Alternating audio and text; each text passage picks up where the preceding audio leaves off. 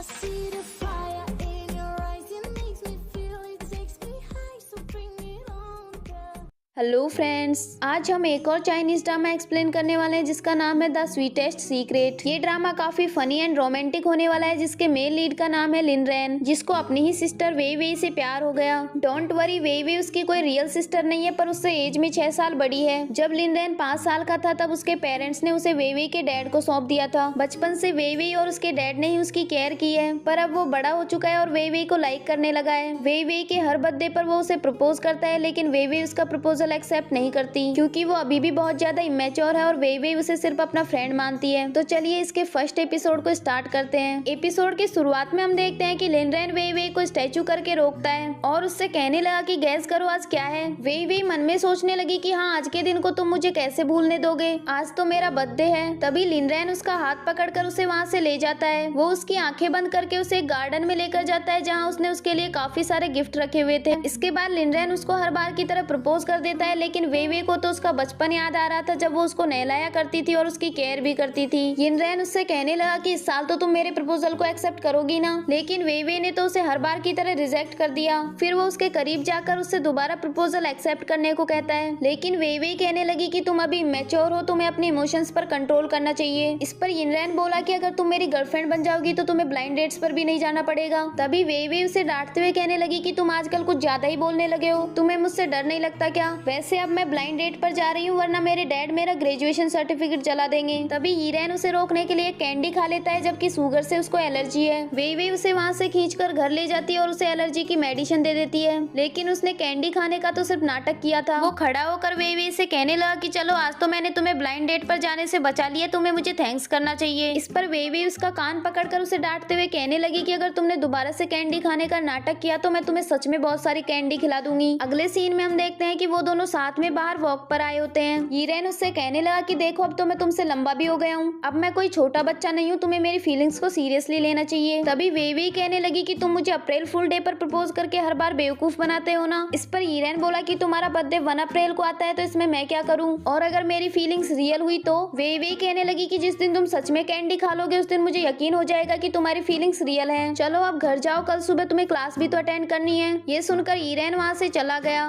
इसके बाद next morning का सीन दिखाया जाता है जिसमें वेई वेई के डैड उसे उठाकर फिर से ब्लाइंड डेट के लिए भेज देते हैं। वहीं हीरेन उसे बालकनी से ब्लाइंड डेट पर जाते हुए देख लेता है। वो वेई वेई की एक पिक्चर लेकर उसी के पास सेंड कर देता है और उसे ब्लाइंड डेट पर ना जाने का मैसेज करता है, लेकिन हिनरैन उसे रोकने आता उससे पहले वेई वेई एक बस में बैठकर वहाँ से चली गई। फिर हिनरैन भी एक टैक्सी लेकर उसका पीछा करने लग जाता है। वेई वेई जिस लड़के के साथ ब्लाइंड डेट पर गई है उसका नाम डेंग जी है, जो उसे शॉपिंग करने के लिए लेकर जाता है। वेई वेई अपने लिए एक ड्रेस सेलेक्ट करती है, लेकिन डेंग जी उस पर डिस्काउंट मांगने लग जाता है। वेई वेई को बहुत वियर्ड लग रहा था, फिर वो उससे परेशान होकर बाहर चली गई। उसके पीछे पीछे डेंग जी भी बाहर आ जाता है और उसे अपने साथ स्विमिंग करने के लिए चलने को कहता है, लेकिन वेई वेई उसके साथ जाने से मना कर देती है। डेंग जी कहने लगा कि मैंने पहले ही 2 टिकट ले लिए, अगर तुम नहीं गई तो वेस्ट हो जाएंगे, शादी के बाद मैं तुम्हें इस तरह पैसे वेस्ट नहीं करने दूंगा। तभी वहाँ वेई वेई की बेस्ट फ्रेंड आ जाती है जिसका नाम ली जियांग है, और वो डेंग जी से कहने लगी कि ये तुमसे शादी क्यों करेगी, इस दुनिया में लड़कों का अकाल पड़ गया है क्या? ये कहकर वो वेई वेई को अपने साथ स्विमिंग करने के लिए ले गई। अगले सीन में हम देखते हैं कि वेई वेई अपनी फ्रेंड के साथ पूल साइड पर बैठी होती है। तभी वहाँ की एक वर्कर आकर उससे कहने लगी कि कोई गेस्ट आपका इंतजार कर रहा है। जब वो वर्कर उसे वहाँ लेकर जाती है तो वहाँ कोई और नहीं बल्कि हिनरैन था।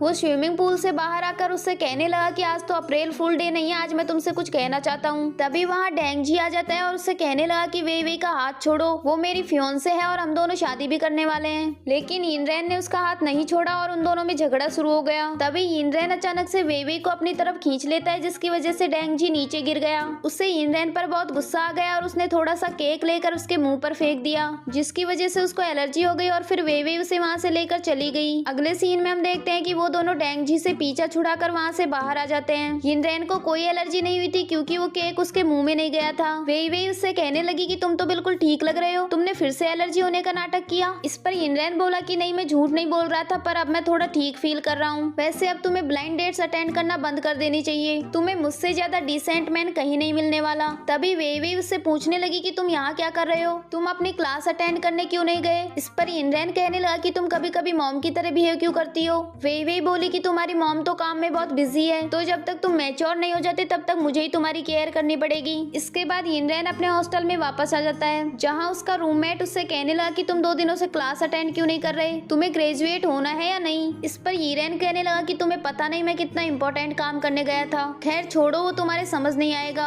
इसके बाद उसका फ्रेंड बताने लगा कि तुमने जिस बाइक रेस में हिस्सा लिया था वो कंपटीशन तुमने जीत लिया है। इतना ही नहीं, तुमने 3 मिनट में रेस पूरी करने का रिकॉर्ड भी बनाया है। एक मैगजीन ने तो तुम्हारे बारे में आर्टिकल भी लिख दिया और अब वो लोग तुम्हारा इंटरव्यू लेना चाहते हैं। इस पर यिनरेन कहने लगा कि इस मैगजीन वालों से बोलना कि मेरे बारे में दोबारा कोई आर्टिकल ना लिखे, वरना मैं उन पर केस कर दूंगा। इस पर उसका फ्रेंड बोला कि लोग तो ऐसी अपॉर्चुनिटीज का वेट करते हैं, तो तुम इसको वेस्ट क्यों कर रहे हो। यिनरेन कहने लगा कि अगर वेई को पता लग गया कि मैंने बाइक रेस में हिस्सा लिया था तो वो पता नहीं मेरा क्या हाल करेगी। उसका फ्रेंड बोला कि वो सिर्फ तुम्हारी नेबर है, तुम्हें हर काम में अपनी नेबर का ओपिनियन लेने की क्या जरूरत है। इस पर यिनरेन बोला कि तुम रहने तो तुम्हारे समझ में नहीं आएगा। वहीं दूसरी ओर हम वेई को देखते हैं जो अपनी पढ़ाई कर रही थी। तभी वो अपनी नोटबुक में एक ड्राइंग देखती है जो एक बार यिनरेन ने बनाई थी। वो उस ड्राइंग की एक फोटो लेकर उसे अपनी प्रोफाइल पिक्चर बना लेती है और ये देखकर यिनरेन बहुत ही ज्यादा खुश हो गया। इसके बाद नेक्स्ट मॉर्निंग का सीन दिखाया जाता है जहाँ वेई यिनरेन से मिलने के लिए जा रही होती है। तभी उसके पास उसके फ्रेंड का मैसेज आता है कि आज हमारे सभी क्लासमेट साथ में पार्टी करने वाले हैं, तो तुम भी वहाँ आ रही हो ना। पहले तो वेई मना कर देती है, लेकिन फिर उसकी फ्रेंड के जिद करने पर वो वहाँ जाने के लिए मान गई। अगले सीन में हम देखते हैं कि वेई अपनी फ्रेंड्स के साथ पार्टी करने गई होती है, जहाँ उसकी फ्रेंड उससे पूछने लगी कि तुम्हारा बॉयफ्रेंड कौन है और वो कितना हैंडसम है। इस पर वेई बोली कि नहीं, मेरा कोई बॉयफ्रेंड नहीं है। तभी वहाँ यिनरेन आ जाता है और कहने लगा कि किसने कहा तुम्हारा कोई बॉयफ्रेंड नहीं है। ये सुनकर उसकी फ्रेंड्स कहने लगी कि क्या यिनरेन तुम्हारा बॉयफ्रेंड है, वैसे तो ये काफी बड़ा हो गया है पर तुम अपना एज गैप तो देखो, वो तुमसे 6 साल छोटा है। तभी यिनरेन वहाँ जाकर वेई को किस कर देता है और फिर उसकी फ्रेंड से कहने लगा कि हम दोनों का मैच एकदम परफेक्ट है। ये सुनकर वेई वहाँ से उठकर वॉशरूम चली गई। जब वो वापस आ रही होती है तभी वहाँ यिनरेन आ जाता है और उससे कहने लगा कि आज तो मैंने तुम्हें बुली होने से बचा लिया। इस पर वेई कहने लगी कि तुम अभी छोटे हो, तुम इन सब से दूर रहो। इसके बाद यिनरेन उससे बोला कि चलो हम यहाँ से भाग चलते हैं। वेई वहाँ से जाने से मना कर देती है, लेकिन यिनरेन उसे जबरदस्ती वहाँ से ले गया। अगले सीन में हम देखते हैं कि वो दोनों घर वापस जा रहे थे और वेई ने बहुत ज्यादा ड्रिंक कर रखी थी। तभी वहाँ उन्हें एक कुत्ते के भौंकने की आवाज आती है। यिनरेन उससे कहने लगा कि तुम डरो मत, मैं तुम्हें प्रोटेक्ट कर लूंगा। लेकिन जैसे ही वो कुत्ता उसके सामने आता है तो वो बेचारा खुद ही उससे बहुत ज्यादा डर गया। वेई को उसे ऐसे देखकर बहुत मजा आ रहा था और वो उससे कहने लगी कि देखो तुम्हारे पीछे एक और कुत्ता खड़ा है। ये सुनकर यिनरेन वहाँ से भागकर उसकी साइड में आकर बैठ गया। फिर वेई उससे कहने लगी कि तुम तो कह रहे थे कि तुम बड़े हो गए, फिर अब भी तुम कुत्तों से क्यों डरते हो। ये कहकर वो उसके शोल्डर पर सर रखकर वहीं सो जाती है और फिर यिनरेन उसे वहाँ से उठाकर उसके घर ले गया। जब वो दोनों घर पहुँचते हैं तो देखते हैं कि वहाँ डेंगजी अपनी मॉम के साथ आया हुआ था। डेंगजी वेई से कहने लगा कि तुमने इतनी रात को ड्रिंक क्यों कर रखी है और ये लड़का कौन है जिसे तुम अपने साथ लाई हो। तभी यिनरेन बोला कि पहले ये बताओ कि तुम अपनी मॉम के साथ यहाँ क्यों आए हो। इस पर डेंगजी बताने लगा कि मॉम हमारी शादी के बारे में वेई के डैड से बात करने आई है। तभी उसकी मॉम यिनरेन से कहने लगी कि तुम मेरे बेटे की मैरिज को डिस्ट्रॉय करना चाहते हो ना, मुझे तो लगता है कि तुम अच्छे लड़के नहीं हो, चलो अब यहाँ से अपने घर जाओ। तभी वेई उन पर चिल्लाते हुए कहने लगी कि ये मेरा घर है, मैं यहाँ कुछ भी कर सकती हूँ, मैं यहाँ किसी को भी लेकर आऊँ, उससे आपको क्या लेना देना है। बाय द वे ये मेरा भाई है पर हम दोनों रिलेशनशिप में हैं। ये बचपन से ही स्वीट नहीं खाता, अगर इसने स्वीट खा ली तो ये मर जाएगा। ये कहकर वो खुद ही उसको स्वीट खिला देती है और उन दोनों से कहने लगी कि आप मेरे भाई को मारने की कोशिश कर रहे हैं ना। ये सुनकर वो दोनों वहाँ से उठकर भाग गए। उनके जाने के बाद वेई यिनरेन से उठने के लिए कहती है क्योंकि उसको लग रहा था कि ये अभी भी नाटक ही कर रहा होगा, लेकिन इस बार उसे सच में एलर्जी हो गई थी और फिर वो उसको हॉस्पिटल ले गई। अगले सीन में हम वेई की फ्रेंड लीजियांग को देखते हैं जिसके पास वेई का कॉल आता है जो उसे जल्दी से हॉस्पिटल आने को कहती है। जब वो जल्दी में हॉस्पिटल जा रही होती है तो वो किसी और की कार में आकर बैठ जाती है जिसमें एक बिजनेसमैन बैठा हुआ था जिसका नाम जी चैन है। लीजियांग उससे कहने लगी कि आई एम सॉरी, मैं गलती से इस कार में बैठ गई, लेकिन क्या आप मुझे हॉस्पिटल तक छोड़ सकते हैं। जी चैन इसके लिए हाँ कह देता है क्योंकि उसको भी उसी हॉस्पिटल में जाना था। वहीं दूसरी ओर हम वेई को देखते हैं जो हॉस्पिटल में यिनरेन का चेकअप करवाने आई थी। तभी वहाँ एक लड़का आता है जिसने काफी ज्यादा ड्रिंक कर रखी थी। बेचारे का अभी ब्रेकअप हुआ था तो वो वेई को अपनी गर्लफ्रेंड समझने लग जाता है और उसका हाथ पकड़कर कहने लगा कि प्लीज मुझे छोड़कर मत जाओ। तभी वहाँ यिनरेन भी आ जाता है और वेई उससे अपनी हेल्प करने को कहती है, लेकिन यिनरेन बोला कि पहले तुम मुझे स्वीट हार्ट बोलो तभी मैं तुम्हारी हेल्प करूंगा। वेई मजबूरन उसे स्वीट हार्ट बोल देती है और फिर यिनरेन उस लड़के को किक मारकर दूर हटा देता है, लेकिन वो लड़का फिर से उठकर यीरेन को हक कर लेता है और वो उसको भी अपनी गर्लफ्रेंड समझ लेता है और वो उससे कहने लगा कि आज मैं तुम्हें मेरे भाई से मिलवाने लेकर जाऊंगा, फिर हम दोनों शादी कर लेंगे।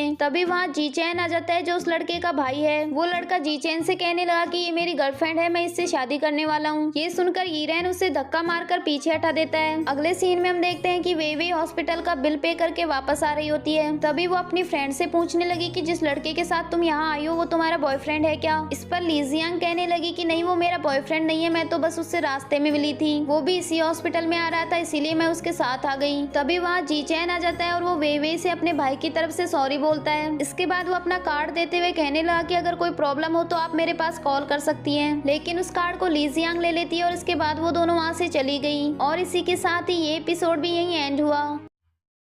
Don't forget to like, subscribe and share the videos.